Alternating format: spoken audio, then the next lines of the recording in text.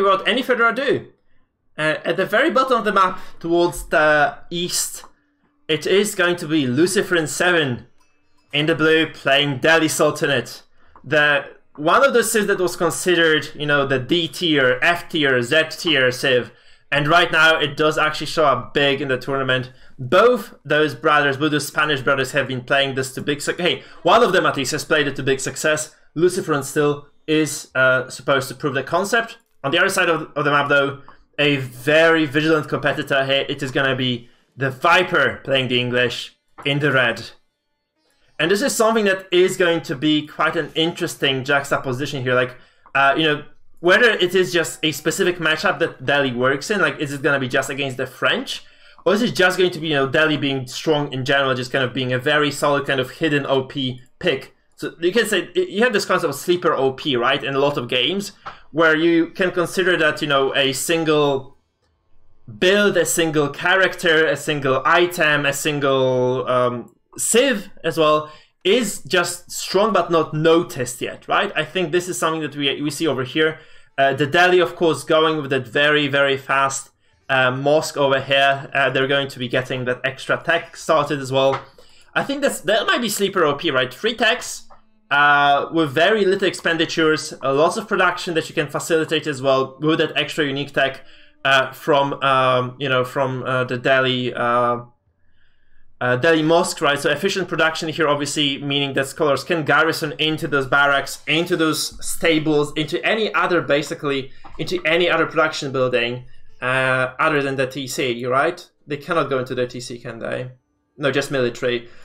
Meaning that they can actually accumulate a lot of resources. I think this is very cool of a concept.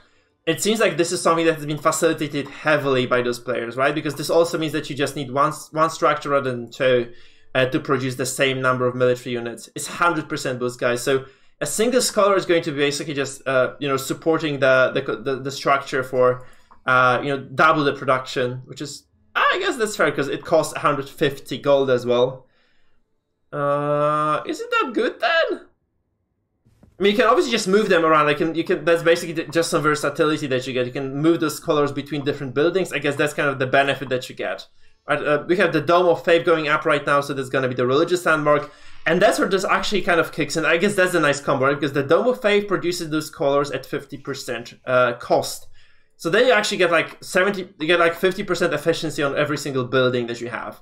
In terms of like resources gathered. I think that's the idea here behind what our player in the blue is doing, behind our Spanish giant. On the other side, however, the Viper is going to go up to castle, to feudal with this council hall over here.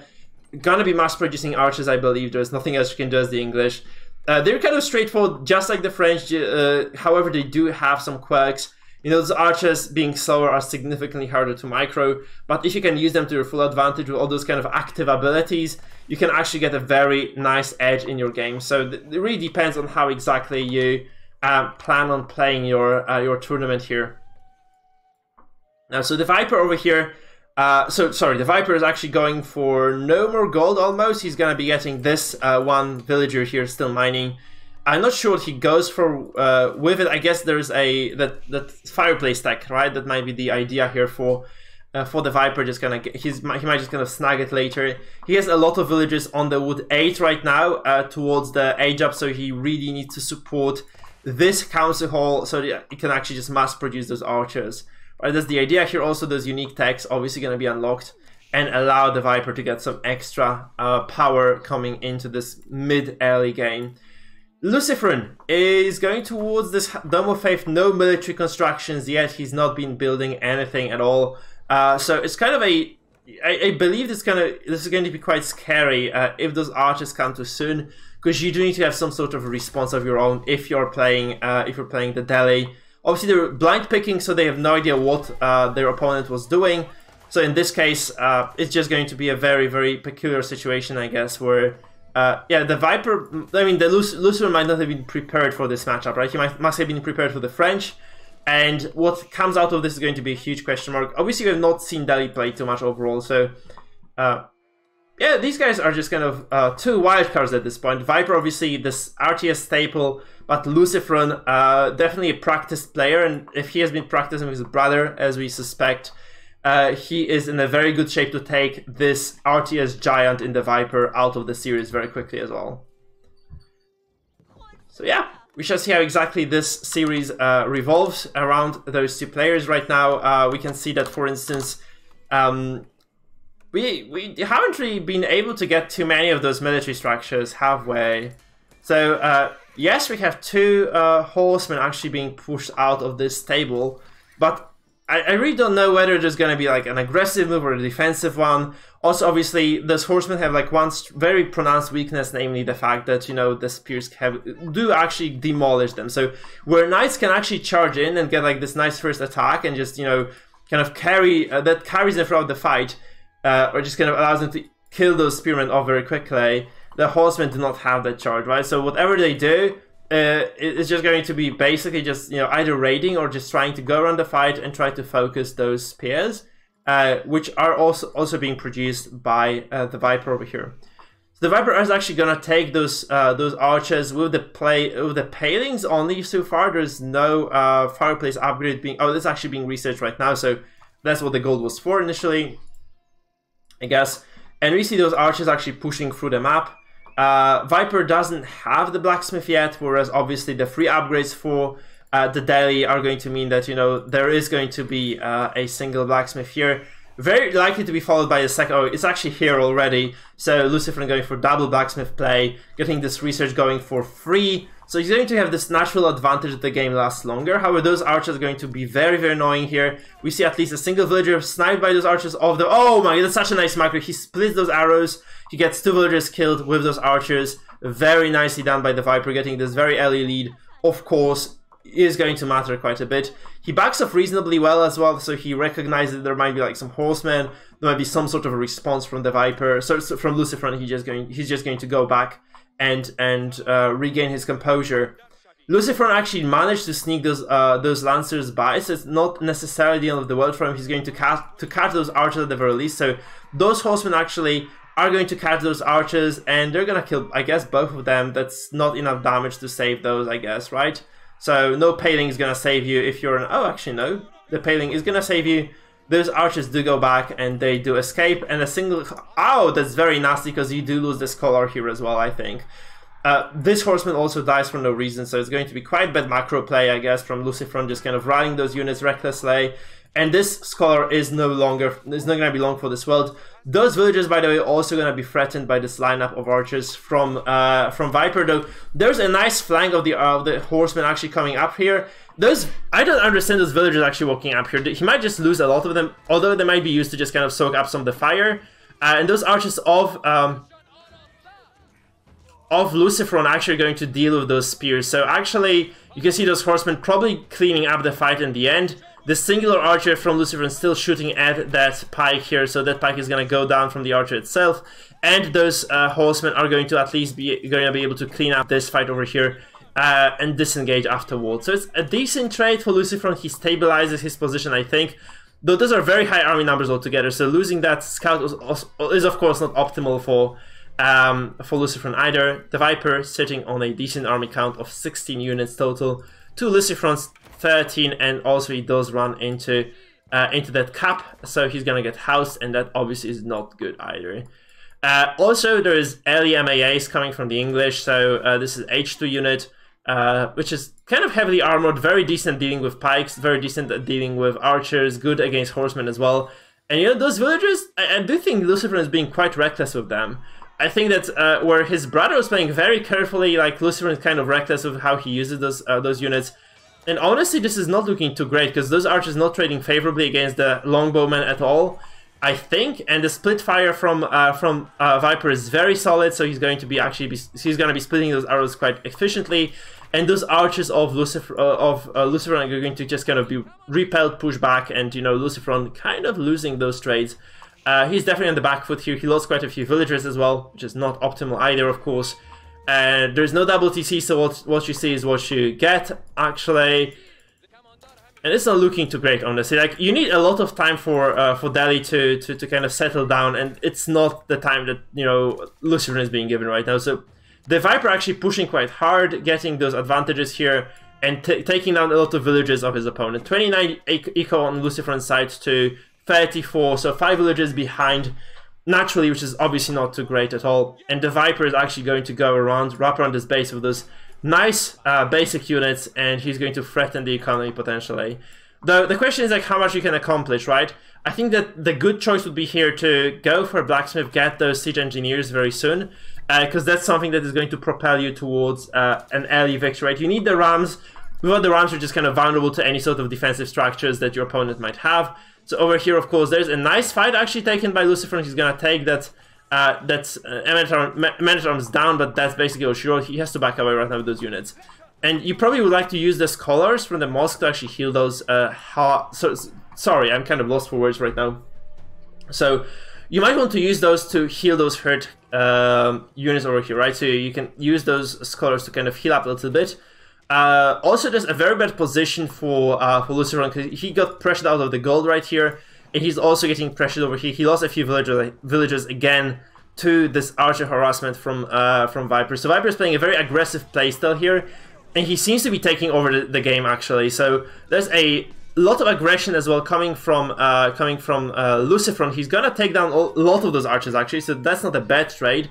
Those archers at the bottom though, they're gonna get a nice trade, and they might actually also surround LucifroN's forces in the end. So if LucifroN cannot clean this up very nicely, like if he cannot just kind of get a nice lead here, those forces coming from the south, they're going to be able to basically just overtake whatever he's trying to do. So there's a lot of trading happening here, but LucifroN has to back away. He has to just kind of find a nice position in his base, maybe actually build a single outpost as well, just kind of to get some vision and a good idea as to what his opponent is doing. Those horsemen charging in though, there's not...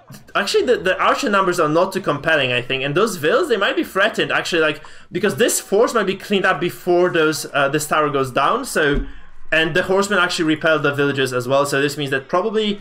actually, our LucifroN here is going to clean up the fight. So it is not Viper actually cleaning up, it is LucifroN taking the advantage, taking the lead in the game. And actually, like with those kind of slow tech upgrades, I think he's going to be able to win in the end if this game continues at this pace over here. So the villagers, I think, went down, so the network of castles, the racial bonus for or the civ bonus for the English is not going to be triggered for a while. He needs to get additional villagers over here to build this tower or finish it. So I think actually Viper's aggression is going to be repelled, and Viper is going to have to go back to his city right now, or his little English town, and try to recover his forces, because this was a failed push, honestly. All in all, this didn't go well, unless Viper is kind of unrelenting here, which I do not think is going to happen. I do not think Viper can keep pushing here. That's the point. So if Viper keeps pushing, I think he's going to suffer even heavier losses, though those MAAs, of course, pretty decent against archers, right? They're kind of good against archers, so they might be able to do some more damage, but that's not a favorable trade once again. He trades 2 MAAs for a single archer, and those horsemen, you know, just kind of dancing around the archers, forcing them to go away, and yeah. Archers traded again. Those archers re-engaging, and they actually are so fast they're creating distance, right? So the good thing about the regular archer, that's the advantage they have, is that the longbows are way slower than the regular archers can be. So this disengagement over here means that basically the Viper is going to be resetting this position to a certain extent. There are 2 villagers, 3 villagers coming in, and actually Viper is going to keep pushing here. So what seemed to be the end of the aggression is actually continued aggression from the side of the Viper. The problem, of course, is that the network of castle doesn't give you that much if you don't have archers left, right? So that's gonna be the case. Like, you probably will lose a lot of those archers as the Viper.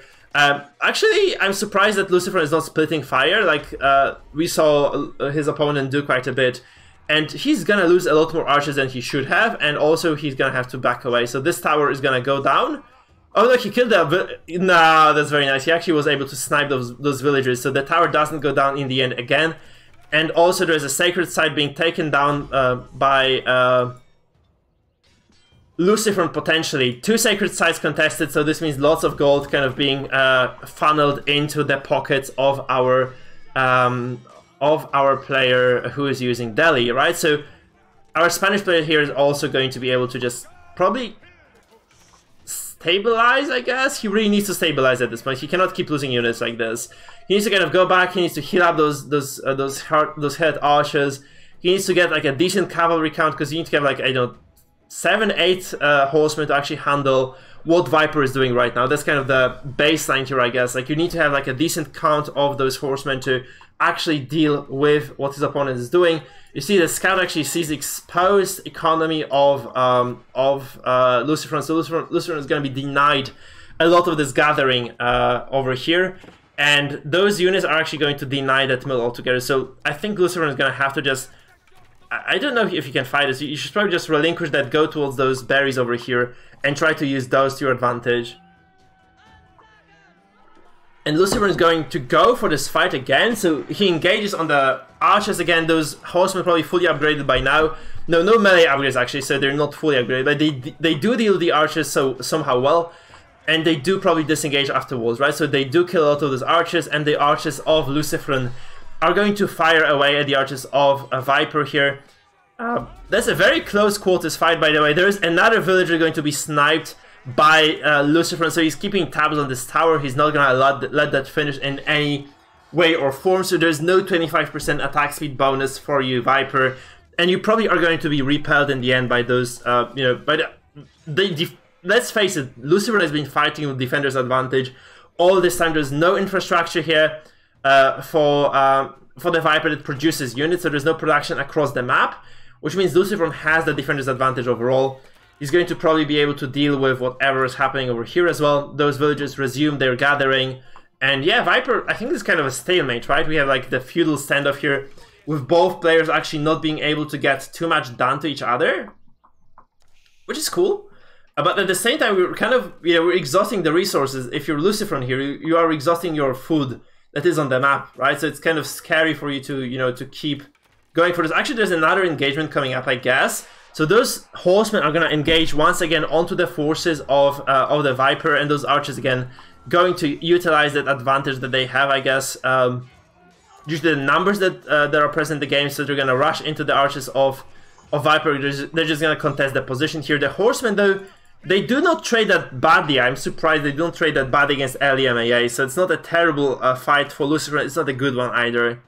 I think they just both lost an equal amount of forces, and they're forced to kind of keep going into this game as it kind of extends. We have 47 eco for Viper, we have 48 for LucifroN, so they're dead even on economy, and the only the kind of thing that separates them, I think, is yeah, Viper has just more army actually. Viper has more units altogether, and this position on the map is also going to work in his advantage because he's pushing all the way, so he's actually able to go for those expensive hunts. I mean, profitable hunts, right? Lucrative hunts, and he's gonna be able to get a lot of an advantage, like a decent kind of efficiency advantage from that.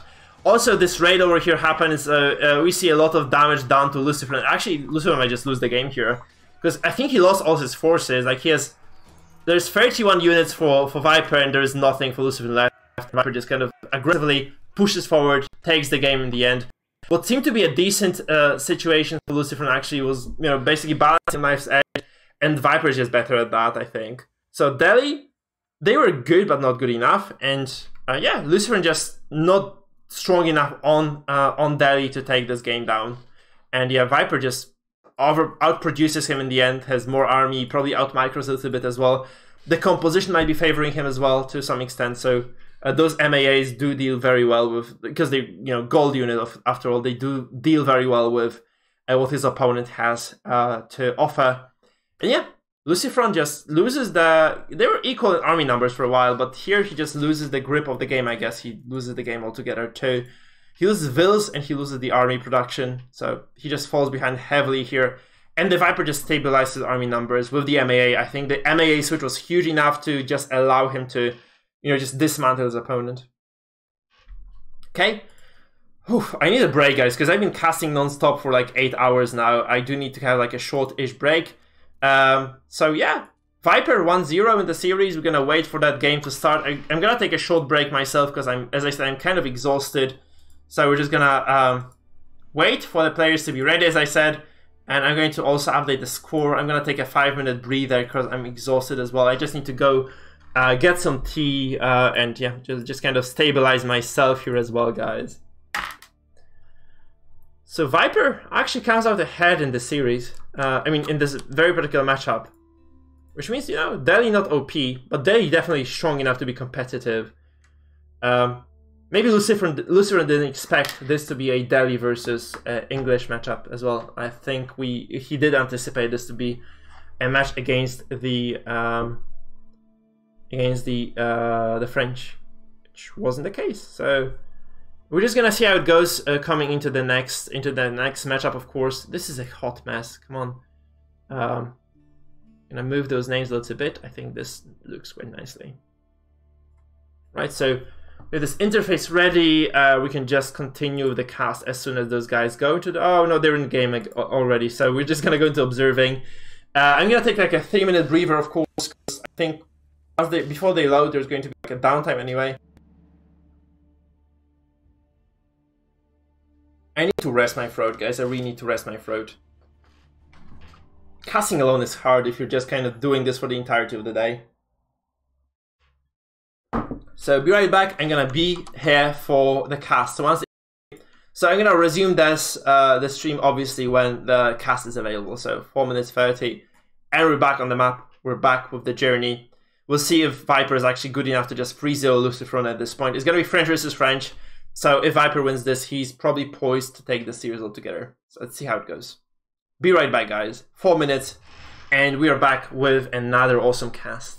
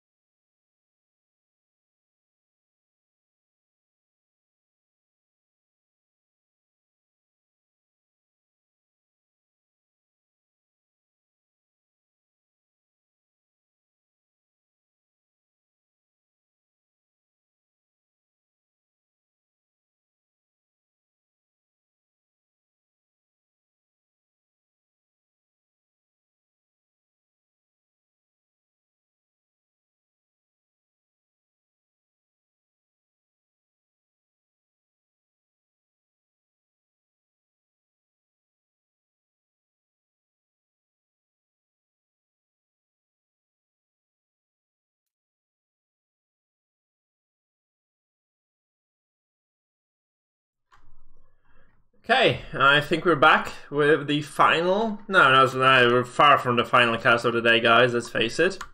We're back with this matchup between Viper and LucifroN. It is going to be a French mirror, so we've seen this before. Nothing new, but it's going to be an exciting one because it's one of two of the top players actually in this. So it's going to be Boulder Bay, no less, being the map of choice. And it's going to be a water map with double French and anything can happen. I think that's the idea here. On Boulder Bay, it's just going to be crazy. Guys, in the bottom, this is kind of a weird bay because it's oriented towards like from the... it's oriented horizontally, so there's water just kind of cutting it horizontally rather than vertically. So, in the bottom left-hand side, it's just bottom center. It's just in the south, guys. It's just in the south. In the south, in the blue, it is LucifroN playing the French. And in the top, in the north, it is going to be TheViper. Also, on the French, guys, no surprises there. Lots of villages on the wood. We are going to have the dog build very soon, I believe, by both players. I think LucifroN kind of faster to the punch here, actually. And it's just going to be a very chill opening. I do not think there's going to be much action at all happening. Because let's face it, it is a French mirror, so... early on the water map, not much to be done. Though it's going to be interesting, I think, to see those Hulks fight. Because I think we're going to get to the point at which both players just commit to the water units. And then it's just going to be lots of kind of action happening over there. The thing is, this map is extremely easy to wall. So if you go for a territory kind of style, you can actually just kind of get 2 stone walls, or a single stone wall, and be completely impervious to damage. You can just kind of wall these woods like here. And like here, I'm pretty sure that these are uncrossable woods, so there's kind of a complete full wood line, right? Which means that you can just basically just be super safe getting 2 stone walls. The only thing that threatens you then are those pesky transport ship drops, which is obviously a threat, but it is a very different type of threat that we've seen today. So it's going to be a very refreshing experience actually seeing the French against the French on this particular map. I would expect some walls coming down. Actually, I would expect one of the players just going to have to go fully wall themselves and just going to play the macro on the water map, right? I think that would be reasonable to expect. You can see LucifroN being first at the punch. Also, he gets one more ship on the water than his opposite number over here. So Viper actually slightly behind in terms of his water production, but he is also going towards that gold vein very early. So he's going to get the mining camp. No, that's actually not true. Both players already mining gold. And that's going to be kind of a stabilizing game for both of them, I guess. So, oh, that's very nice. So, what Viper does actually kills all the sheep. So, he denies all the sheep from his opponents. They are going to be just stuck over here right now. And LucifroN probably just doesn't realize this. He loses all those free sheep. There's a lot of potential for this. Actually, like 750 food that, he would have otherwise had. That one villager is gonna run, the other one is just gonna fight with a big ass knife against that scout, but nothing probably is gonna come out of this. So, yeah, both players just kind of batting their heads over here, honestly. LucifroN shortly supply capped. Again, nothing really happened, but LucifroN doesn't quite have the presence of mind to attack the sheep, I guess. So that's not going to do much either. So overall, small net loss for LucifroN. Losing those free sheep is going to be slightly painful. Of course, that's not going to be a big deal, however, because we have that water map here. So it's not going to be that relevant overall. I think he's just going to be fine, guys. It's just going to be okay. Since his main food source is this dock over here. If you go across the map towards the north here, of course, there are going to be some fishing boats on the side of Viper as well. But just 4 to probably 5, close to 6 on the side of LucifroN. So he has like a small lead in terms of economy, I believe. The Viper, though, is very close to going up, whereas LucifroN is really not. So we see this School of Cavalry being built very quickly by Viper, whereas Lucy is going to have to take some extra time. Those ships, of course, they're going to be gathering lots of food at the same time, so you can probably just go return the food right now and just get them to drop, and just drop that landmark as well. So that's a possibility. LucifroN should probably have done this, but no, he's just gonna age up right now. I don't think there's a big delay, honestly. 4 or 5 villages going for this upgrade here, and he's probably just going to, both of them, I would expect those players to just go for a Hulk each. You just want to kind of probably fight on the water. I don't really know how much it amounts to though, but you want to probably just do 2 things at once, right? You want to wall off as here, and just go. You want to fight on the water. So LucifroN here going for that wall very quickly, probably going to dissuade any sort of aggression. The important thing to note, though, there is this kind of bug on in AoE for right now. So if you, even if you do not see the palisade, if you click beyond the palisade, it will tell you, you'll kind of be able to tell from the movement of your units whether there is a wall there or no. So it's kind of important to realize that. In this case, LucifroN here is going to just set up those walls as we speak, and he's just going to be happily constructing his base, I guess, with potentially getting the Hulk as soon as the age up happens. The Viper, by the way, is going to be a little bit faster here to the punch, probably like 30-40 seconds, so it's going to be a lot of time actually, because that Hulk is going to be huge. Viper also going for double docks here, so he's just going to have a lot of villagers in the wood, I believe, and a lot of gold, because supporting double production from docks is no easy task. But it is going to also be matched by LucifroN, so both players on double docks right now. And they're just going to be, I think, they're going to fight over this water rather than trying to focus on the land. So there is a wall here, of course, that's going to dissuade any sort of attacks. And this villager is probably just going happily walking backwards home. And yeah, we see the chamber. Oh, wait! It's Chamber of Commerce built actually for the French. I did not see this. So LucifroN recognized he has no uses for that other landmark. He gets this as a free market, first of all, which he uses immediately, by the way, to trade some resources. I think he sells some food, but also he might use it as a trading building, because there is a nice market over here, and if there is no pressure on him, he might actually just want to trade with this place over here, I guess.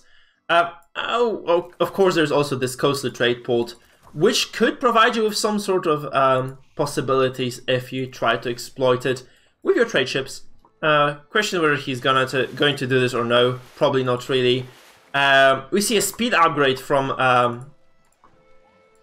LucifroN, and there is a double ship production from Viper. So I think LucifroN decides to play it safe. He's going to play it from his own base, while at the same time, of course, is getting the speed upgrade to allow him himself to maneuver a little bit more.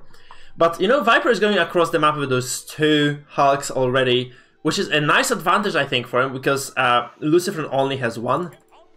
And yeah, it's going to be difficult, I think, for LucifroN to defend this base with only a singular Hulk, unless he is able to get the second one very, very soon. And obviously, triple or quadruple Hulk probably going to be produced very soon by Viper, as well, to match whatever his opponent might be doing. LucifroN here might just be setting on a single or double Hulk, I think. This is just going to be the tech of choice, just double Hulk. Not willing to overcommit to the water, just like Marine Lord before. I think that's kind of reasonable, but at the same time it's kind of scary too, because you do not know how many Hulks your opponent is going to get. So if you get overwhelmed, you're just going to lose the game altogether, right? So it is a scary thing, but at the same time you have to remember Lucy does have that speed upgrade, so he can actually disengage freely from any sort of aggression. He just needs to kind of build that third Hulk, and he's gonna be golden, right? He can also chase his opponent around the map if he wants to, so that's also kind of a nice bit of comfort, I guess, that he has. He also recognizes, you know, he's not doing anything too silly, because there are 3 Hulks over here, so he's at least matching his opponent. You don't want to overproduce water, as we have seen in the example of Hero Marine versus Jesus, Mista, right? Where Mista just kind of overtook with the Abbasid, having, you know, lured his opponent, Hero Marine, into overproducing water units. Here it's not the case. You have lots of ships. It's gonna be a ship map, guys, and we're just gonna see, like, you know, those ships battle it out in the open, I think. So Viper actually approaches this edge over here, trying to look for some sort of an opening, I guess, for his units. He is going to basically find LucifroN, who is going to have enough Hulks to match his numbers, and the maneuverability of his units actually might be very, very important here. We see a very quick fire exchange, a very nice maneuver here. So just turning around with those ships is going to allow both players to maximize the damage output. But you have to remember, defender's advantage in the water battle is even bigger, because you have the regen from the ports. So any sort of dog that you have around you is going to provide you with extra regeneration on the HP, and that's quite a substantial amount as well. So that aura is going to be quite big, and those ships are just going to be repaired very quickly. Whereas, you know, if you have Viper, you have to go back to your base to repair the damage that you took. So Viper though has 6 Hulks right now. I do not think that LucifroN is going to recognize that possibility, and yeah, we shall see how exactly this evolves. By the way, Viper did also get that sail upgrades. He's going to have a decent number, a decent speed on those ships as well. So you have to recognize that too. So we have a passive game on our hands actually, so no player is actually going to be pushing against the other. I do not think we have double TCs. I was paying attention to the water battles, but I do not really believe we have any double TC action happening either. Both players just kind of chilling on one base, and that's all she wrote. Just kind of cold, chill French village here, and very, very troubled waters indeed. We have a large number of ships actually for Viper. I think Viper might have overinvested here. He has 7 ships and only 6 fishing boats. I think we have a lot more fishing here happening from our Spanish player, 10 actually. So it's going to be a tense battle between those two on the water as they clash over here, I believe. So yeah, Viper actually going to have his ship intercepted over here, so those Hulks over here from LucifroN are going to kill probably this singular Hulk over here. This is also going to set up for some sort of a flank maneuver from the Viper, and those ships do not have excellent range. They are very strong in terms of damage, but they do not have the biggest range in the world. So if you do not kind of engage closely enough, you're not going to get the maximum DPS output. There's a nice number, however, for LucifroN. You have like what, 7 ships from Viper, and probably like a matching number from LucifroN. So it's going to be a very even battle. The player with the better micro, the player who has done more water battles is going to probably win. There's a very funny dance. Look at this. Look at how those ships are actually dancing here. So maximizing the DPS, I think LucifroN is pulling ahead a little bit, and there's also a little bit of a support coming in from the dock over here. So LucifroN is going to take a nice advantage. He's going to snipe all those ships. He should just turn away right now. There's no reason to lose those. Actually, just presses the advantage all the way. Oh god, Lucy just took a huge water fight. Look at this. LucifroN took like the majority of the force of his opponent. He's still producing Hulks. He's 2 in the base, so there's a huge shrinking force actually on the side of the Viper, and yeah, LucifroN just takes a large advantage out of this. He snipes all those fishing ships. He's going to just go back across the map to defend. Actually, the Viper though, he did go for a flanking maneuver here. He did get some extra damage out with those ships. This being said though, we see Viper actually going up. He's gonna use 26 villagers, 26 to build the guild hall. Whereas LucifroN, not really there yet. Lucy is very far away from being able to get the age up, though he might actually get the advantage, because this probably means that Viper is going to have to relinquish the water control together, or just for Hulks to what seems to be like 7 or 8, 7 on the side of Lucy. So unless LucifroN just messes up the fight completely, he's just going to eliminate all the forces from the Viper. The Viper, of course, getting that castle age up is going to be huge. So the question is, like, how exactly does Viper respond? Viper actually goes for stone. So he says, okay, I've had enough of the water control. That's going to be very similar, very reminiscent of what we saw from, the Mista, right? So that's all she wrote for the water control for the Viper. So Lucy is just stuck with those useless units here. He has 5, 6, 7 ships. They're obviously going to be able to kill off to clean up the docks of the Viper, but I don't think Viper cares anymore. Viper just kind of gives up on that. He builds a second TC somewhere. Somewhere, question mark, here. So that is dropped. And this actually means that we see a very nice advantage for Viper, I guess, because he's age 3. So he's been able to age up to castle, whereas Lucy is still scrambling for control on the water. And those fishing ships might die, but it doesn't quite seem to matter, you know. Viper is very happy what he has, I guess. Like, although on the other hand, of course, this means that you can freely produce fishing boats. I don't know why he's going for more army, actually. You just want to mass produce fishing boats right now, if you're Lucy, because you just want to get some extra economy going for now. So that's the important part to realize, like, yes, of course, those units are not going to be useful anymore to LucifroN, because he has just been able to kill everything off. But this being said, you know, this is basically a lot of gold just standing on the map right now for LucifroN. That's a lot, guys. It's like 7 ships, 280 gold each. That's, you know, that's a lot of gold, guys. That's like 2,000 gold almost, right? That is stuck on the map without any possible reaction, though. We can see actually there's an explosive ship coming from the Viper, actually sniping a few of those fishing boats here. So there is some damage to the economy of LucifroN done by the same token, but I think he's okay. Though there is no age up still. There is no age up inside, guys. There's barracks being built actually, and there's a push potentially coming down from Viper. And the Viper actually just goes for another dock, which is surprising. I don't think he can fight for the water anymore. He just has to focus on the ground. And LucifroN is actually not getting much food gathered at all. I think what Viper is going to do here with the dock is actually he's just going to try to build some extra explosive ships just to harass the economy of his opponent even more. It's probably the only reasonable solution to this particular situation here for LucifroN.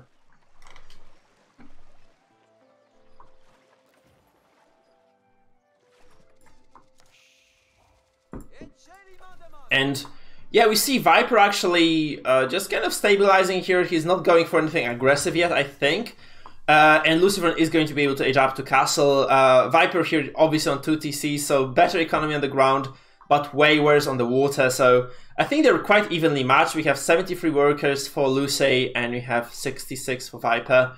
Obviously Viper with a little bit more extra flexibility, but those deep water fish, they provide you with a lot of resources. So if you can just exploit that, you can actually get a lot of very fast gathering. So that's kind of good, right? If you are LucifroN here, it's actually very good for you. There are lots of those along the shoreline as well. So as long as you're able to actually get this going, it's actually very good for you. Also, this dock was denied, so Viper not able to produce an additional dock anywhere on the map. Maybe like in this edge over here, it could be possible still to do this. But I think he has like a bigger fish to fry right now, which is obviously getting the tech going. Viper though does get a third TC, so we have triple villager production for the French on the side of the Viper. Obviously, LucifroN is mining some stone of his own, so maybe he has built something I'm not aware of as well. Let me see. No, not quite. So still just a single TC, but supported by a lot of docks. Guys, look at this. Like this is gonna be like 4 docks being built, and this is just really strong production if you just want to kind of make more fishing ships, which is exactly happening over here. So we see what quadruple fishing ship production, and it's super committed actually to the water. It's a huge commitment to the water by the Viper, sorry, by LucifroN here, but you know, it's a good reason to do so, right? He has such a huge economy from this that if he's allowed to continue, you know, this sort of a water control into the later parts of the game, I think he's going to just completely take over.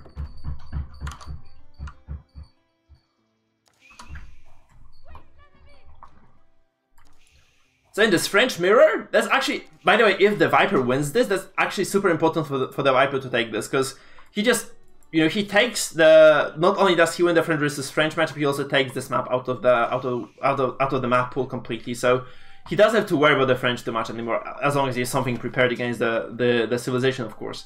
Now, I don't see this game actually kind of ending anytime soon, though. We can see like there is a monastery being built, there's barracks, so I think both players are very likely just kind of to go for even trade. That's sick, man. There's actually trade happening as well.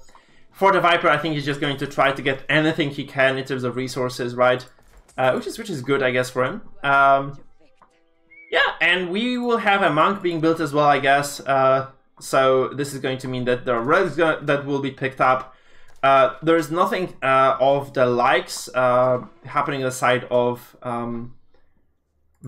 on LucifroN, though. LucifroN can, though, go here and claim this relic that is kind of desolate on this island here. By the way, this map is kind of low on gold here. You guys noticed this. There's not that much. Obviously, like this is very early into the game, but there's not much late game gold available. I think that I'm actually not right at all, am I? We have like huge. It's like 8k. That's wrong. I have like 8k gold here. We have a decent amount of money still in the map. We have 6.8k here still, but I think both players are kind of working with the same amount. So it's not terrible at all. We can see that they are just kind of going towards each other right now. And those are, generally speaking, those are harassment knights, right? So we will see like some, like at least a little bit of harassment coming from LucifroN right now. It's spotted though, so if Viper realizes that there is a knight here, he's just going to have a nice time dealing with this harassment. Of course, those knights actually denied a lot of the damage. They maybe kill like 2-3 villagers overall, I think, like if they focus fire nicely. they do not, and they just have to run away right now and do not accomplish much at all. So they just disengage, I think, Viper going towards this Imperial Age right now with this very large economy. He has lots of food. I think like if he doesn't spend anything for a minute, yeah, he's just gonna have enough to go to Imp.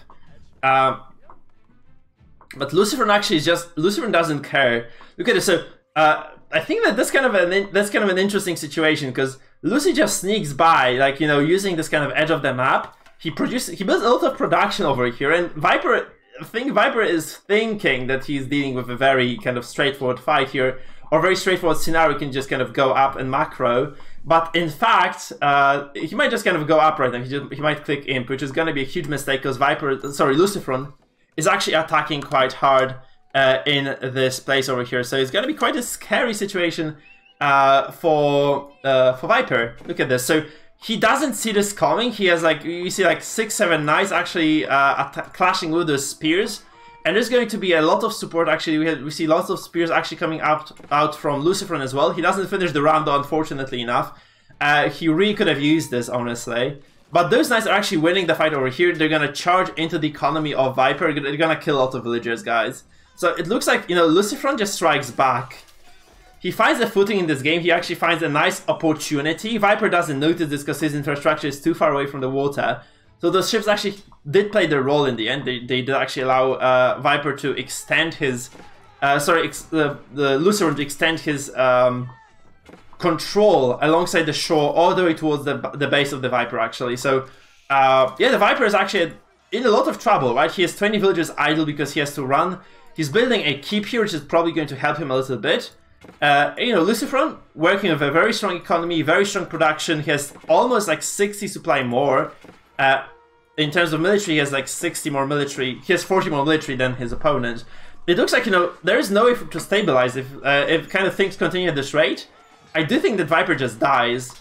He's going up to Imperial, which I'm not really sure I support, because he would probably prefer to have some sort of army rather than economy going right now.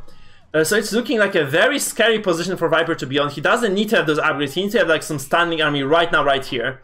If he doesn't get it, he's in so much trouble. Obviously, some shoreline. I mean, if you can get some fortresses, some keeps built alongside the shore, that's going to give you some sort of flexibility if you're the Viper, right? Because you can have like those keeps that defend your villages, keeps that you can just kind of go into as well, and that might be decent. We have also this huge red palace here. This nice defensive landmark, so that was the age up actually. So he was actually building, I thought it was just a regular cape, but it's not that great. Hey there, Sir Big Dabba Dude. The reason is that I do not have my new computer yet. I have a computer in the building, so right now it is not exactly the highest details because I'm working with a potato PC. Details below the stream. You will see the upgraded version very soon because I do have an RTX 3070 and a lot of parts coming my way. So probably this is going to be a very, very big change in graphics quality. For now, you just have to bear with this because that's the best I can offer. I can just tell you that this cast is going to be fun, but as far as, you know, the quality of the stream, that is something that you just have to work with for now. I'm sorry, but that's how it is. Oh no, there is a keep. Actually, there is a keep up this hill. So we have two keeps. There's a bombard cannon as well. So apparently, this was looking quite... It was looking quite scary for the Viper, actually. So, but he managed to repel that attack. He manages to actually get a decent footing in this game. Again, LucifroN is H3 against H4, so he is behind in terms of the eco. And actually, you know, there's a cannon on this landmark as well. So it's going to be doing a lot of damage actually. And it doesn't seem like there is anything that can break Viper in this position. Like, this is a very nicely fortified position. We have two cannons in place on those keeps, and obviously there are also two bombards. Firing away the production of LucifroN, so he is actually forced to go away, and it is not going to look too great altogether. LucifroN though manages to sneak a small force over here, so these units are going to go around and harass a little bit, at least doing some damage to the economy of their opponent. But I'm gonna say, like, generally speaking, if you see streamers' quality being low, this is because their computer is shit. There's like, I don't know why you're asking that question in the first place, because that's just how it is. Like, if you don't have a great computer, you still want to stream, that's kind of something you have to resort to. And yeah, here we are. Those cannons going to take down the ships as well. That's very scary actually, because it just turned on I guess the game got turned on its head. Viper realized that he could just kind of finish this landmark, I think. And he's just going to kind of reinforce this position very heavily right now. I do not think there's any way for LucifroN to break this position anymore. Like, those are very strong keeps. You know, defending this hill is going to be really easy for the Viper, and Lucy really needs to go up to h4 to contest this game altogether. So yeah, it's not looking too great, I have to say. It's for Lucy anymore. Like, LucifroN is looking towards, he's looking down the barrel of the gun, I think. Whereby he's just kind of at, you know, probably going to be threatened with the loss in this series as well. He still does have like a very decent production in terms of, like, sorry, decent economy in terms of water, right? He has lots of those fishing boats here. So many actually, it's like 30, isn't it? It's insanity. How many fishing boats does he have? It's about 30 something. So he has a decent water eco. It's not terrible in terms of the income then for LucifroN. You can see how much food he has. He's gonna go up right now. So it's not the end of the world, but he's definitely going to be punished heavily, and he is behind the curve in terms of this game, like in terms of how this game is going to develop, I think. So he's threatening this bomber, but there's like lots of units from LucifroN, actually, sorry, from Viper coming in. So those cannons fire, and they do get rid of those weak cavalry units from Castle Age. And yeah, it looks like this is going to be a kind of a stalemate again. Is there a singular, is it the case? Is this like the only sacred site on the map? There's one also over here, right? So if you, this is actually a realistic win condition, I think. If you are able, if you're LucifroN right now, you can just kind of get enough forces to control this spot over here on the map.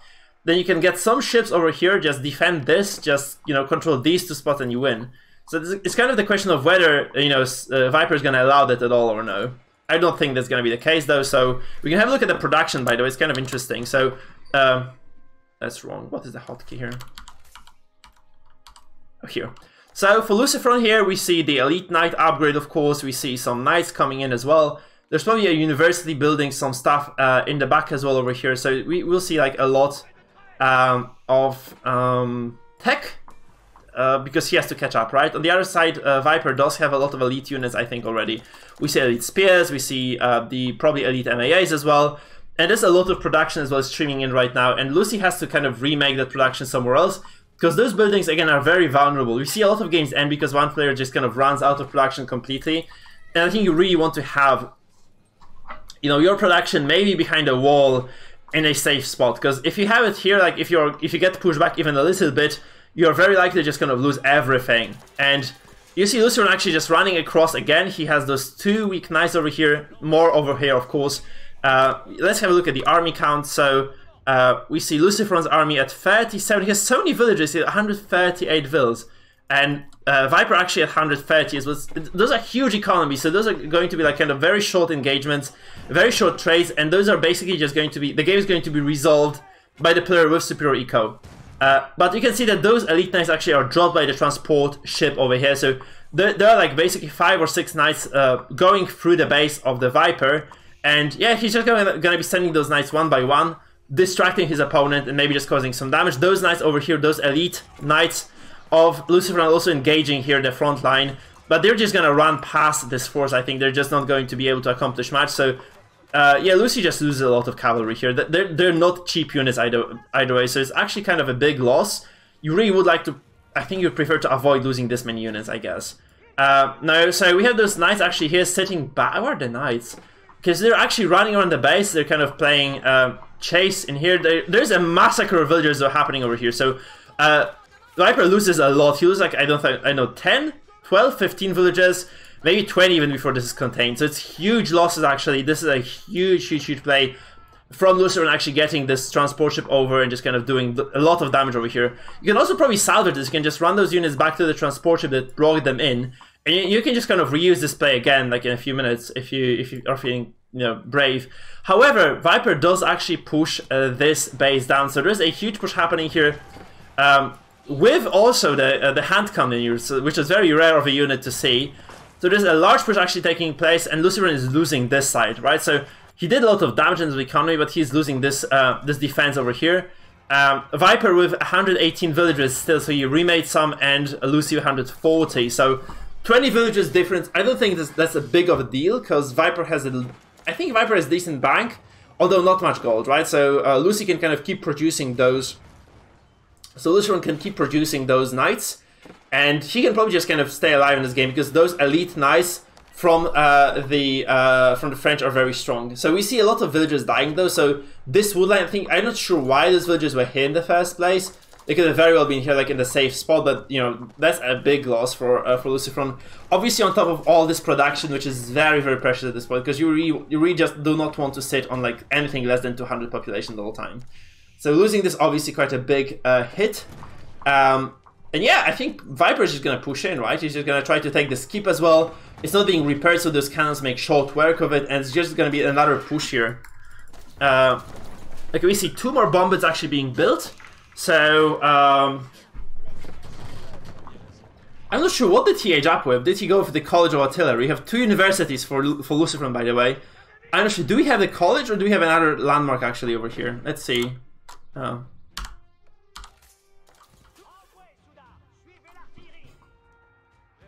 Yeah, there is a college. Okay, wait, what? Okay, LucifroN is up. I thought gonna keep going. It's much gold.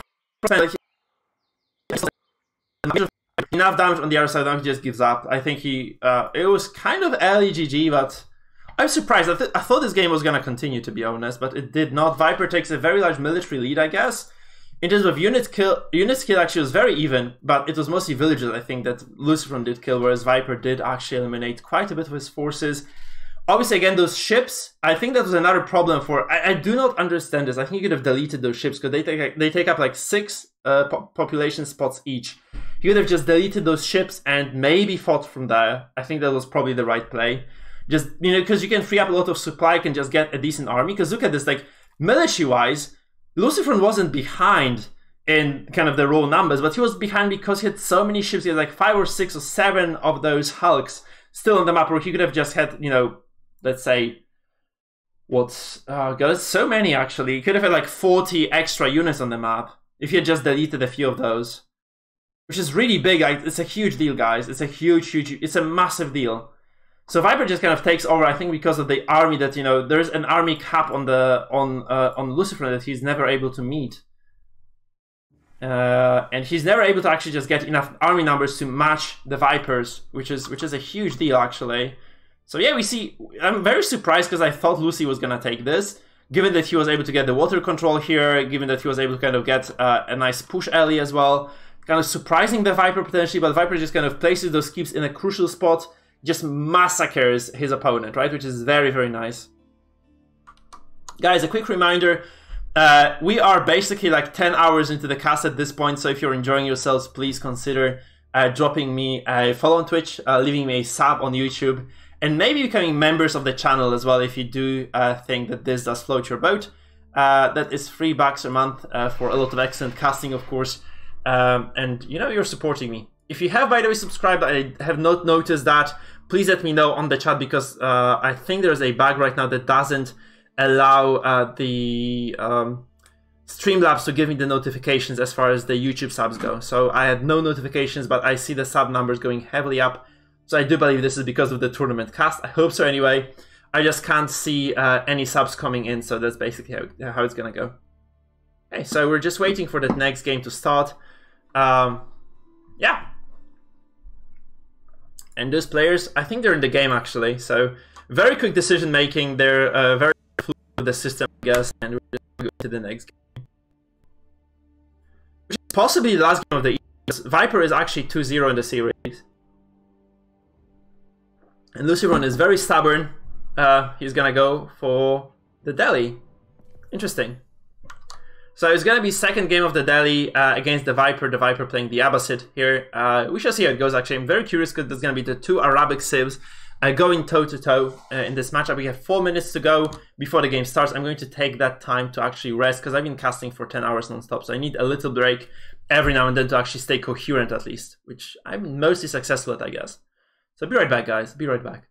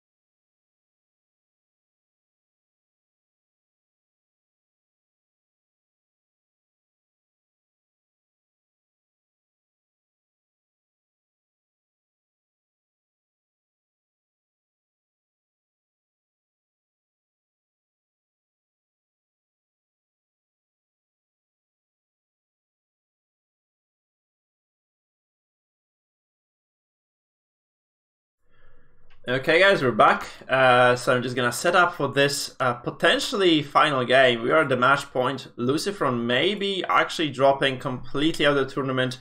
That might be the only 3-0 of the day if Lucy doesn't actually pick up the pieces. So, starting in the north, desperate for a victory right now, playing the Delhi Sultanate.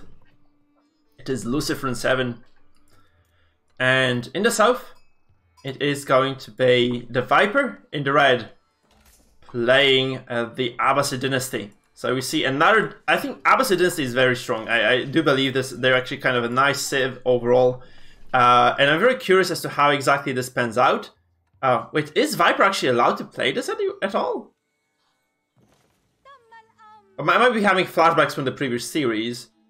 Yeah, that's definitely the case, right? Because we saw, I think Hera eliminated on the map where he was playing the Abbasid Mirror, so that's the case.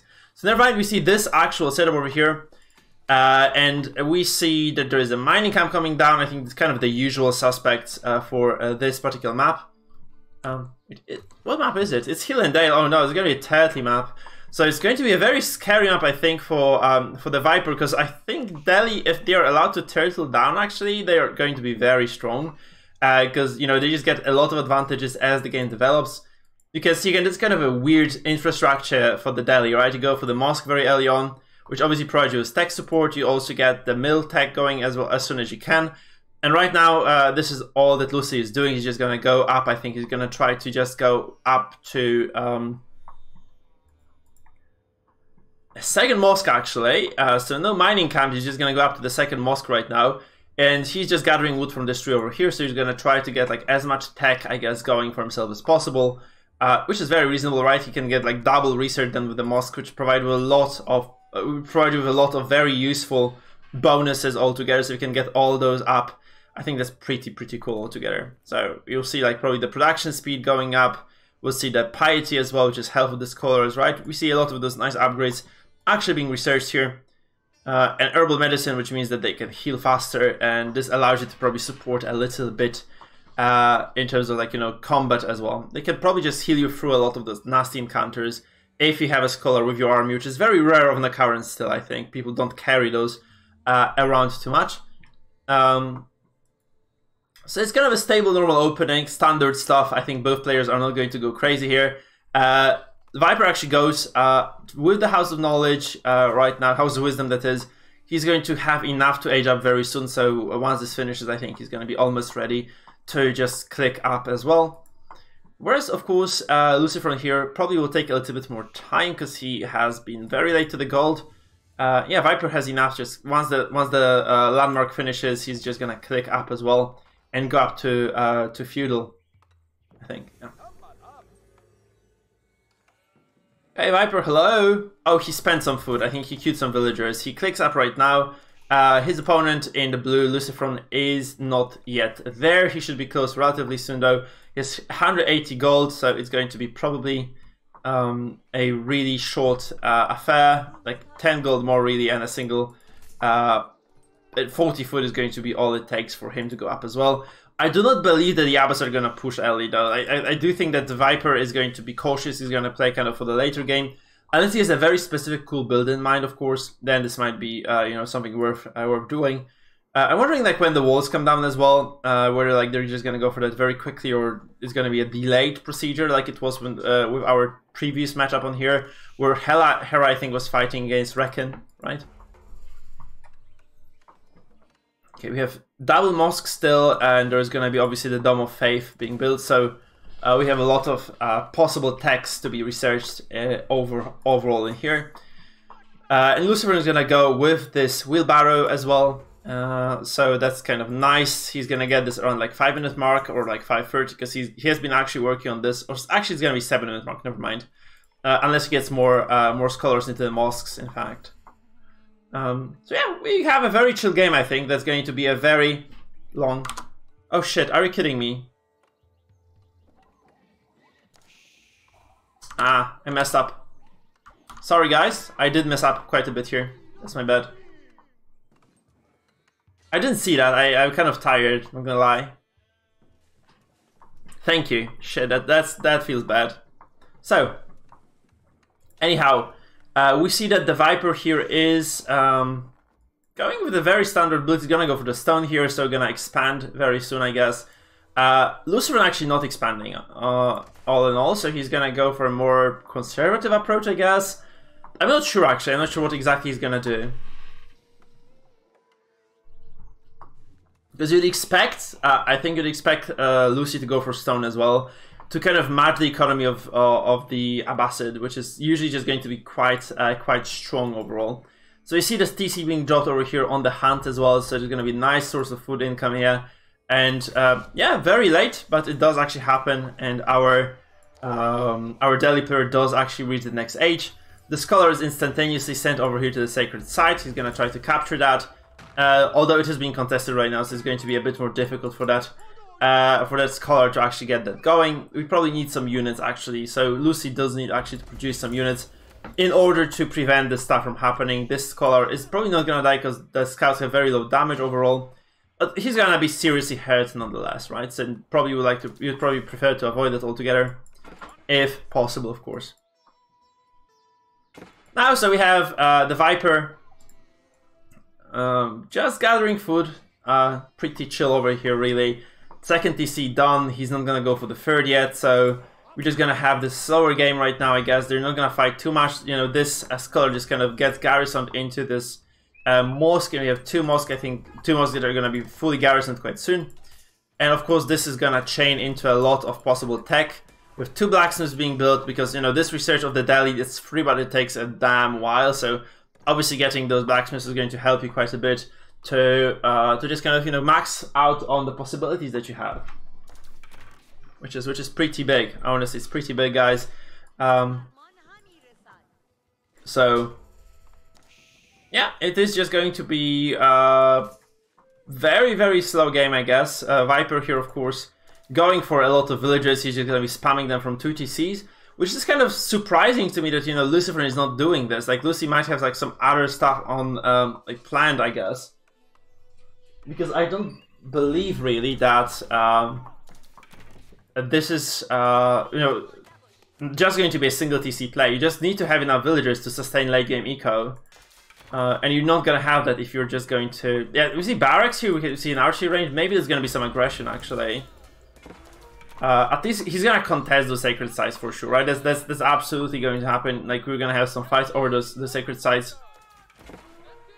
There's a second scholar going here, by the way, so we might actually have, you know, triple sacred site captured very soon. I'm not sure if this is going to kind of extend into a long feudal age, because, you know, at some point, you know, if you're Viper, you have to just go towards the sacred sites just to repel your opponent from them. So if Lucy actually just goes for all the 3 sacred sites, it might be quite scary for Viper. He might have to fight this, right? Which is obviously not something that he would prefer to do, most likely. So I think we might actually see Viper forced into some military. See archery range coming down. We also see a stable, so that's going to be the weapon of choice for our Abbasid player.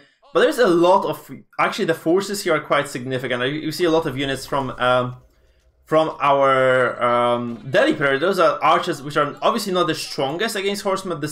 They're in large numbers, right? So they should deal with this kind of a raid quite okay. There are also spears. There's a single spear and there's a second spear as well coming out from LucifroN, so he's going to take some control of this as well. However, this scholar is probably dead too, right? He's going to be quite badly bruised up, actually. He has been mismicroed, I think, out of the fight, and it's not going to be a very pleasant sight for Lucy, actually. I think he was hoping to get this sacred side, but he's not going to do this, right? He's just going to lose this scholar. There's no saving grace anymore for this one. He's just going to die. We see those archers actually coming around as well towards this point, but there is no scholar anymore, so and this is gonna get decapped, I believe, as well. This is kind of scary too, but it's a lot of gold anyway. Like, if LucifroN is able just kind of to keep this side going for a longer time, I think it's going to be a lot of income overall. Let's see the income per minute. You see, it's basically the double for LucifroN because of the singular sacred side being there. And this scholar, actually, that's very unfortunate. This is also going to die, I think. This scholar is also dead to rights, unless LucifroN just goes and gets enough units to protect him. That's okay, I guess. There are no major moves happening actually on the map. I think there's nothing special at all. We see those blacksmiths researching additional techs, and yeah, it's just kind of a chill game overall. We had some fighting over the position, and we really have to just get rid of the forces of the Delhi Sultanate. If you cannot secure those sacred sites, you're just gonna be too far behind to contest anything later. So I think the Viper realizes that he's trying to push off LucifroN from those control sites, because that's basically just a lot of free gold income. You don't want that to have. You don't want your opponent to have that actually. So that's quite important for you to actually handle that somehow. But he doesn't have enough to contest it properly, so he just probably loses some units for free, and those sacred sites might actually fall into the Delhi hands again. Actually, that's a decent force of cavalry though, so we just probably want to have an additional archery range. If you're Viper, right, you just probably want to have like double archer production, then you should be fine. There's also a blacksmith, so we are producing some sort of tech. It's a very different game from what we've seen so far on this map, because I think we are used to having those very slow, long games between those two civs, but what we're getting from those two players is actually a lot of action, basically at every place on the map, right? Obviously, LucifroN with a lot of army, 24 units to Viper's 12. He has control. I do not think that LucifroN, I don't think Viper should be fighting this. I think Viper should just kind of back away, get a nice composed army, and then fight. He cannot just... I don't think he can afford to lose all those units. He's losing so much. 2 horsemen thrown away here. You see, like, you know, 3 archers dying here, maybe 4 even. Maybe 5 if these guys don't run away. So Viper kind of loses grip of the game, I think. He had to just kind of... He needed to realize, okay, that there is no way he can win this game in a straight-up battle until he just does get enough units to do so, right? So he's gonna go up to castle, I think. That's his plan, but he cannot really keep fighting this. If he keeps kind of going to those bad trades, he's going to lose the game before he gets to even reach the castle in the first place.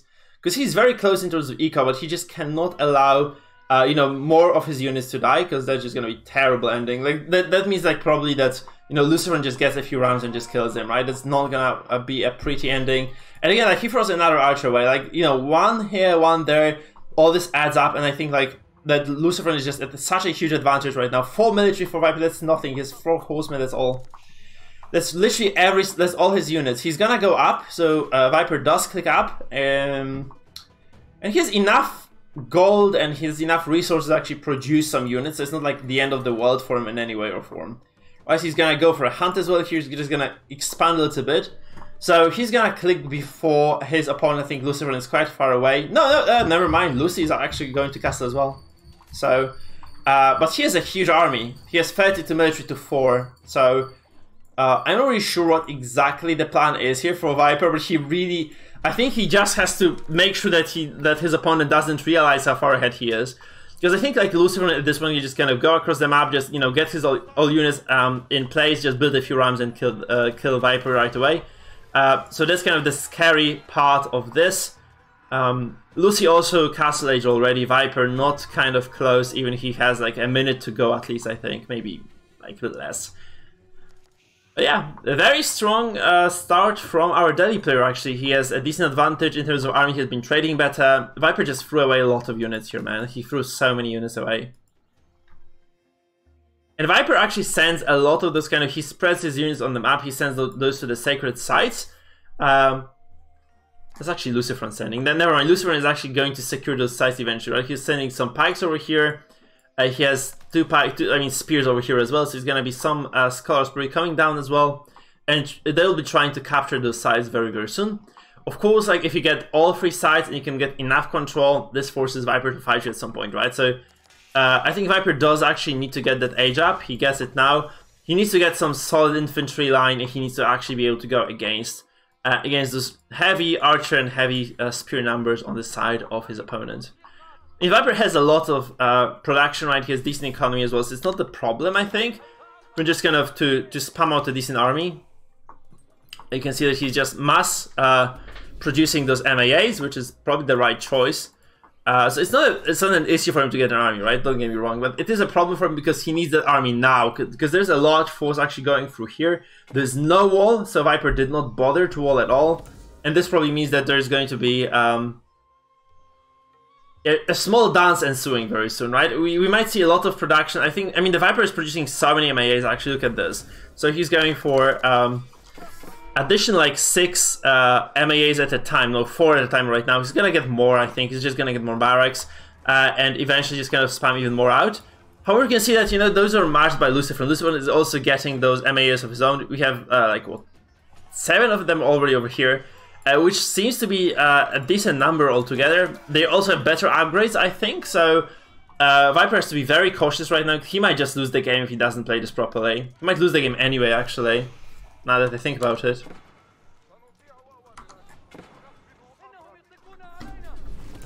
So yeah, this is looking like the defeat, actually. Viper was just, I think he was caught off guard very hard. And he has a lot of units just raiding him in his main base right now. Obviously, I do not think those MAAs are just going to, you know, just completely slaughter him. There's too few of them over here.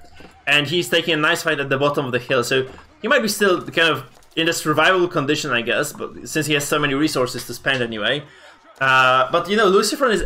actually, I think this is over. No, it's over. Like, 26 military to what, like 50? 50. I think Viper is done though, guys. Even with the defender's advantage, with this kind of you know, shooting buildings over here, I don't think this is the nice place to be taking the fight in the first place. I think Viper should be actually just, you know, defending this battery. Should be just kind of sitting at the top of the hill, just kind of using this TC, and maybe even this TC to leverage his defender's advantage a little bit more, because he's not doing much right now. And yeah, this infantry of his is just getting slaughtered.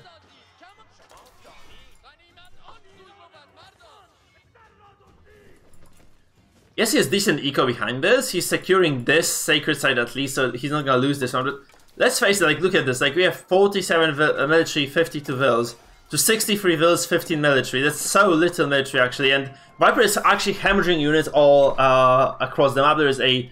You really can't afford to be losing anything. And those are very expensive spring guilds, man. Those are very expensive spring guilds.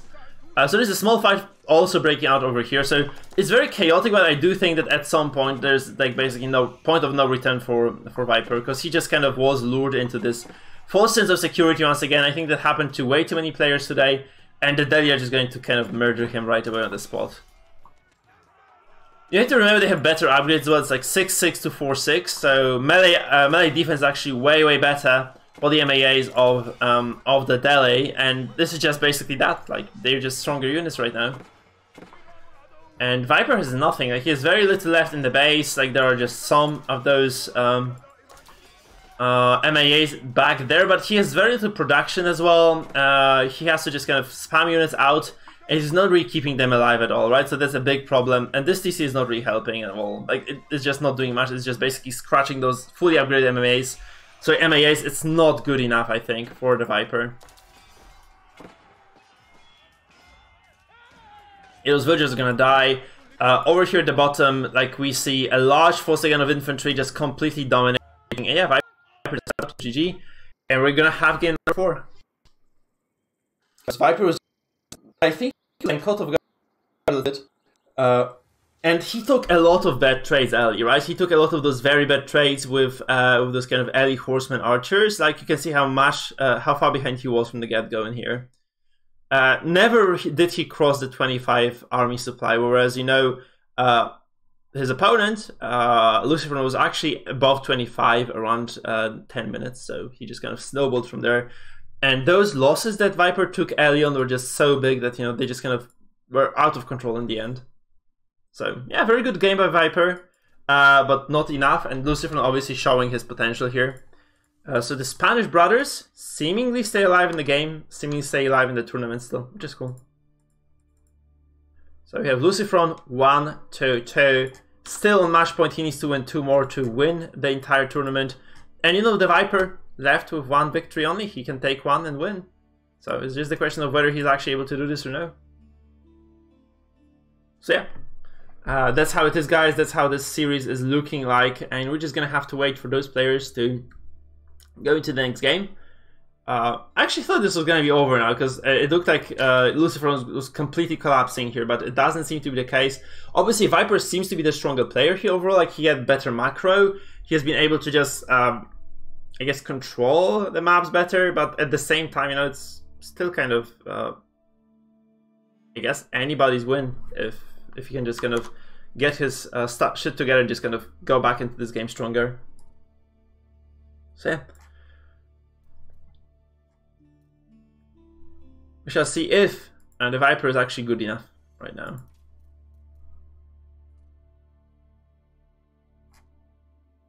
Because he just needs to win one game now. He needs to win one game out of those upcoming ones. So it's just kind of the matter of whether he has enough stamina and whether he has enough like ideas of how to play different civs. Yeah, he should be able to take it. So we're just waiting for the players to get settled as well. To wait for them to kind of pick their civs and go into potentially again the final game of the night.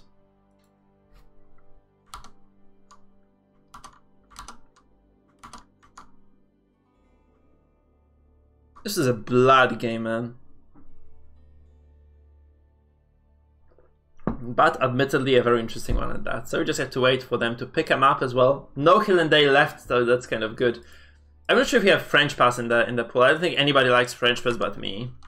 It's funny. Do we have French Pass guys in the map pool in Genesis?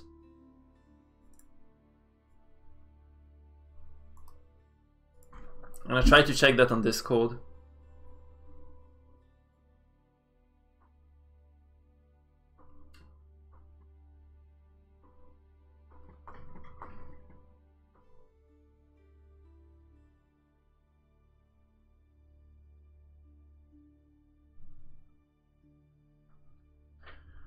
Okay, they're not in the game yet, so we have to just keep waiting. Probably gonna be like 5 minutes again, guys. You can make a tea or something. I'm gonna make a tea as well because we have like a lot of time to use here. I'm gonna take a short break because I've been casting for such a long time today, man. So I do want to see the things through though, so I'm very likely to continue all the way until the end of the series. This being said though, I do need to make a tea, so be right back. Definitely we'll have enough time because it takes like 10 minutes for next game to start usually, so at least 5. I at least have 5 minutes because Viper is still picking stuff. Be right back.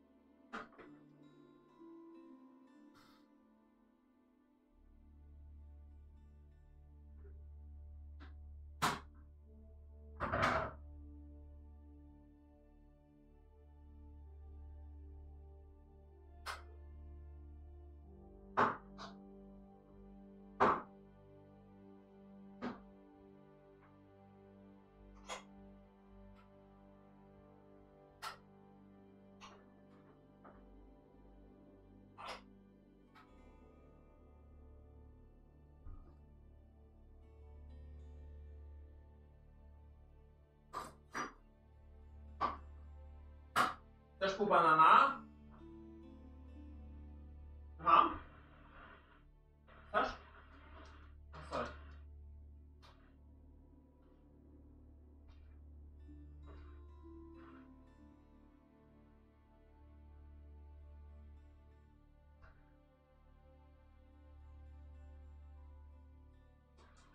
Chodź.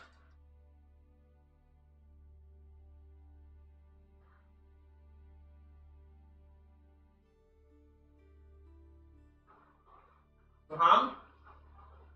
Aha.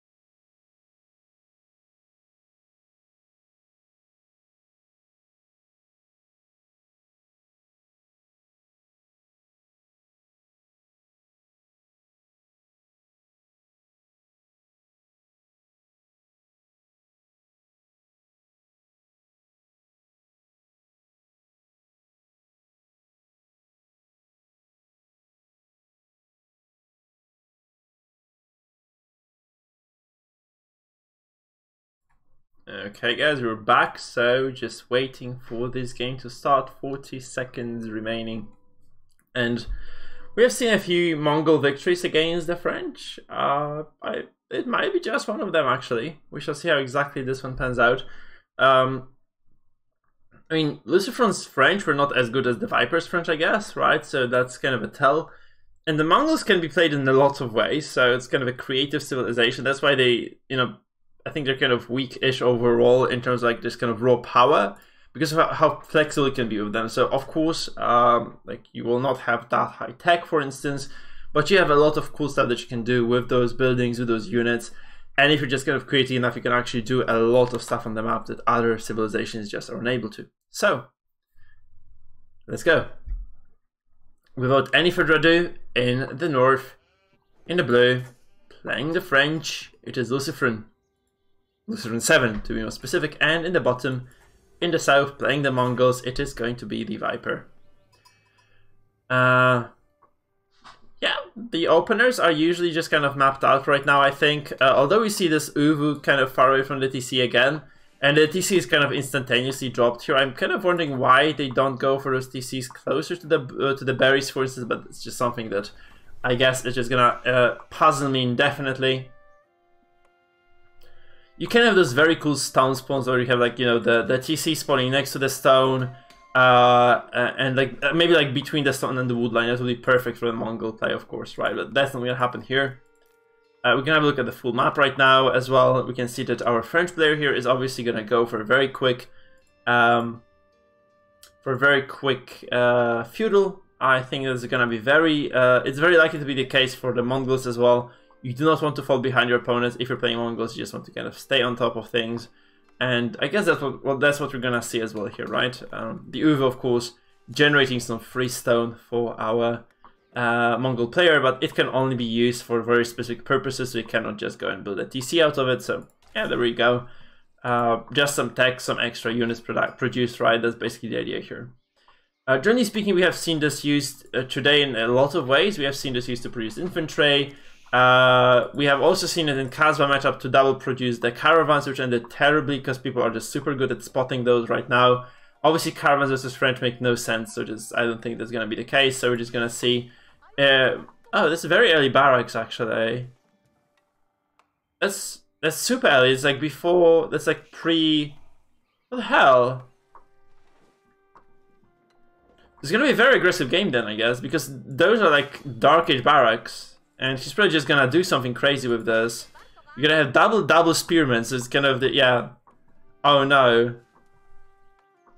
We're going for double spearmen, guys. That's like the pen, pineapple, apple, pen. That's crazy. What is he doing with this? So it's gonna be a crazy push then. Like, it's not a normal game anymore. It's gonna be like an insane push from Viper, I guess. I guess he scouted that this gold is exposed. Oh no, the French is actually going. Yeah, that's actually good, because if you can just get the French off the gold, he's already advancing. But he can be denied the access to gold by the spears. So if you're just going to be very aggressive here, there might be not a single cav unit out on the map, because knights cost 100 gold each. If those spearmen reach this place on time, probably not, but like they can deny at least the second knight from being ever built. And this kind of forces the French into, you know, there's the kind of weaker suit, which is going to be archers, which is going to be like the infantry, like the spears of their own. I think that's going to be kind of nice. But obviously every single kind of cheesy play, every single aggressive play that you do is going to have some consequences. In this case, of course, it is going to mean that you are going to advance very late to the next age. We see a villager coming along, so there's going to be a committed attack. It's not just a single kind of aggressive move. Is going to be a way more committed attack from our Mongol player, actually. So those 4 spears are going to threaten the mining camp. They're doing a lot of damage here, so it's very likely they actually succeed at killing something. And also there is this Khan who is attacking the, you know, the vulnerable villagers. So he's going to try to pick away at that. There's also going to be an outpost being built though, so it's going to be quite scary. If this actually goes up, right? I think it's gonna allow LucifroN to secure this position. This being said, though, it is yeah, it's not certain how exactly this kind of moves forward here. So we definitely we do deny this mining camp. So he just plunders that money and he just moves out, is that the case? And this tower is gonna go up as well, so... the question is, like, can you deny this efficiently? I think this has enough range to attack the gold miners, so if you can just kind of have this up, just kind of garrison a few spears, I think you're gonna be fine. To at least force your opponent to move to another gold deposit, right? Because I don't think this is big of a deal. You can just kind of take your villages, go there, and you're pretty much okay as the French, because Mongols are not gonna harass you too much, right? So that's the problem.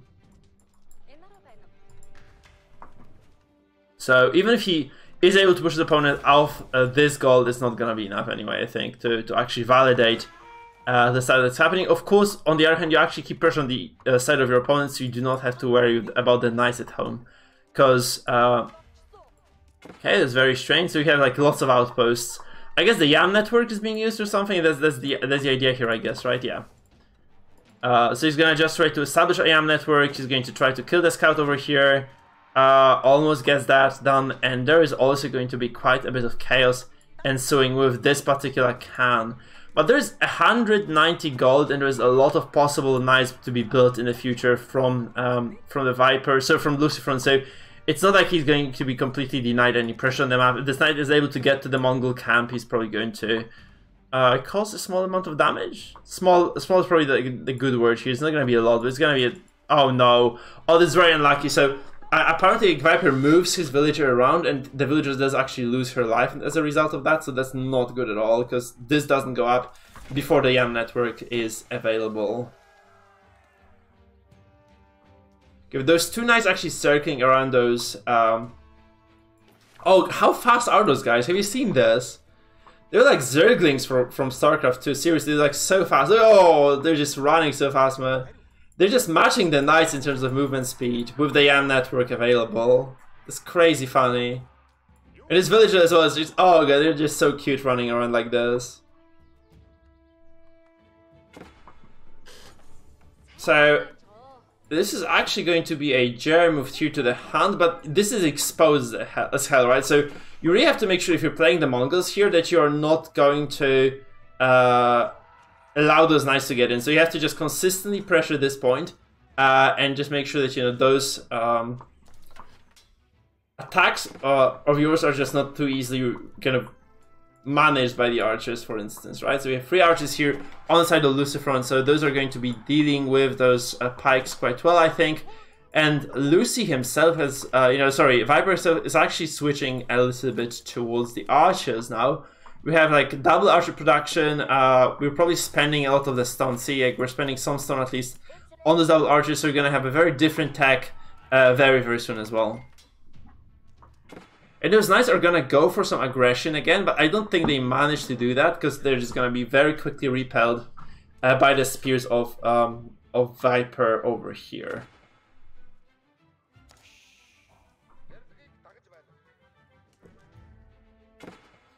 Okay, so basically we have a stalemate again here a little bit. So, oh, that's a very interesting maneuver. So instead of just fighting for this position, LucifroN moves out. So he's gonna take his units and he's gonna go across the map and try to force survival. There's so many spears actually. They murder that singular knight, and those spears are actually so fast at moving, especially with the buff from the Khan. They're gonna catch up to those archers very easily. They'll probably just make short work of them as well. And this actually leaves LucifroN with very few units left. So it's actually a very efficient rush. Because Lucy has no units left. By the way, Viper has 525 wood available to him, so you probably should move some of those villages out of the way. Just a small suggestion though, right? He's also going to deny the stone from mining, which is interesting that, you know, LucifroN being very, very pressured here is actually going to go for the stone. So he's not going to be able to access that at all, and we see the archers actually denying the knights their lives as well, I think, potentially. No, not really. But that's a very decent opener, I think, for Viper, because he has been able to contain the French. He's been able to just kind of place their focus elsewhere, namely on the base of their own, and actually has been able to keep them tied up in place for a while. So those knights have never accomplished anything here, and it's basically just a very decent defense by offense, right, by the Viper, who just decides to go across the map and apply a lot of pressure. So we have 13 pikes, or 13 spears and 5 archers for Viper. And we have 7 archers, 2 knights for LucifroN. So I think, yeah, Viper has a very decent army advantage right now. Coming to this matchup, he's like very, very large army numbers. And if he can just capitalize on that now, he's just going to win the game. I think he just needs to find a nice opening and fight.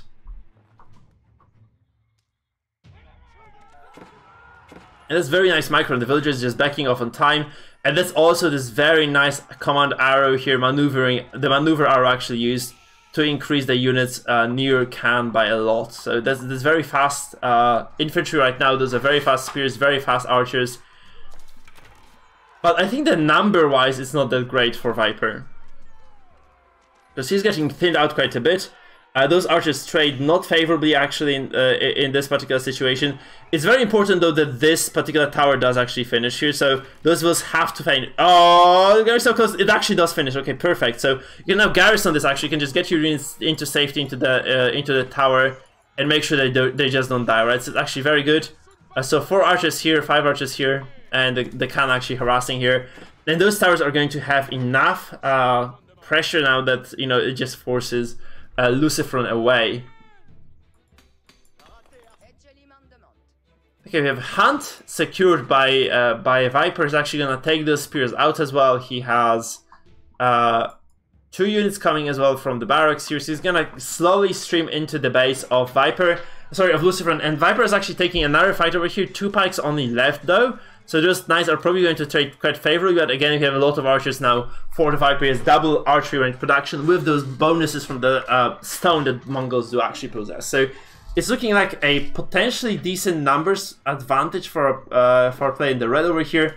You obviously see this outpost as well kind of paying for its value in gold, or in wood and food, honestly, because it just kind of allows those villagers, sorry, allows those archers to seek shelter and to get some decent advantages on the map for that reason.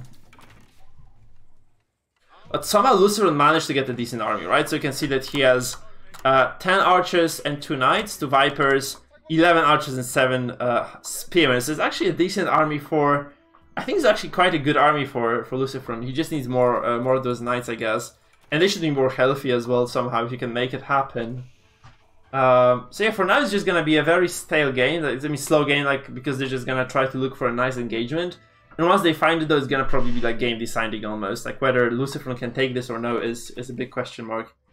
We have three knights here for Lucy as well, and yeah, we have decent production I think still happening, right? We have those archers coming through from the Uvu, so they're kind of additionally reinforced, and that's a very large force of the Mongol army that has to be reckoned with, right? You have to just kind of consider what they can do at least to you. Now, we probably want to see the forge and siege engineering, right? It's very important to have that. We probably have the... Do we have the forge on the side of the French? No, not really. So that's actually a nice upgrade advantage, especially if you have the cavalry, because there's a free attack upgrade for the cav as well, but it's not there yet. So there's a knight. Actually, this is very nice for Viper. Actually, taking out a single knight here is going to be very good, providing, of course, a decent amount of control. Like, the more knights you can kill off, the easier it's going to be for you to actually dominate the games, right? Because it's basically just going to take off the pressure of your shoulders and apply it on your opponents. So, oh my god, Viper actually finds this. Oh no, Lucy is gonna lose a lot of villagers over here. Let's face it, those guys are toast. Like, all those villagers over here, they're just completely dead to rights. Obviously, okay, the forces arrive, so LucifroN doesn't lose everything here because he actually has units arriving to reinforce this. But right now it's way too late already. He loses like 6 or 7 villagers. That's a lot of damage dealt. And Viper is actually going to be very, very safe over here. Just kiting back and just trying to stay safe.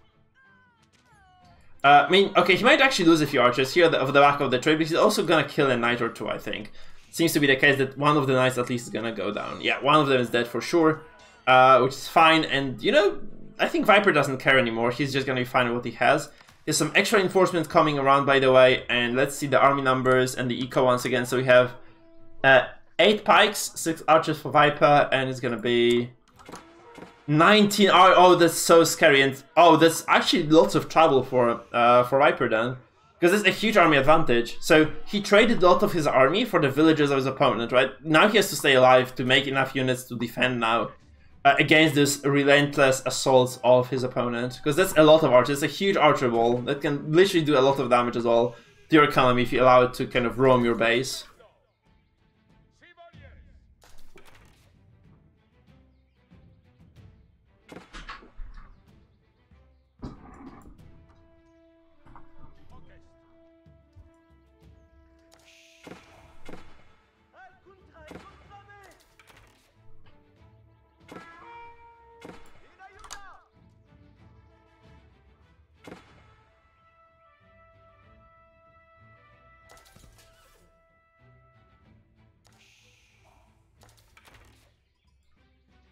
Sorry, I had to kind of talk about something to my girlfriend. Okay, I think we're good to continue, right? So, what we have here is actually a very large force of... I don't think this is possible. It's possible to stop this even for the Viper. We have a very large force of LucifroN, like basically knocking on the doors of the base of the Viper here, and he has very little to defend with. So, okay, he actually goes... That's insanity, why? I mean, I understand why, but... Oh god. I didn't notice this at all. I do not think LucifroN was expecting that either. There's so much pressure, he just goes up to castle. It is actually the matter of defending right now, because we have siege engineers for the French, and Mongols are not that good at defending sieges, right? I mean, he can just pack and leave. I think there's the possibility as well. But he really needs to get those upgrades going ASAP. He needs to have like elite archers, and he has veteran archers going, right? He's getting the upgrade right now. He's also gonna get some knights. He has a nice army, like, in production, but in reality, like, it's going to be a very weak force until those extra forces can arrive. We have 2 knights actually arriving for the Mongols. Actually, that's such a nice turn of events. Like, if he can just kind of keep this... Oh my god, it's actually going to be GG. We have 2 knights, 2 actual full knights. The villagers ungarrisoned. They attack the run, they probably take it down. You can lose a few for this, that's fine. Because you have castle age advantage, look at this. And those archers, they're just gonna go... like basically all the way against LucifroN's forces, and they're just gonna snipe so much here. Those are weak knights against the actual correct version of the knight, the full lancer, and yeah, LucifroN is dead. Man, LucifroN is just kind of just like this. The game turns on its head, and Viper cleans up, and this is the end of the series. It's crazy. So 2 elite upgrades, getting those knights out, fighting under the TC, and suddenly like just series just like this, and one of the Spanish brothers is out, so Viper is actually going to advance forward, and we have to say goodbye to LucifroN. We had very nice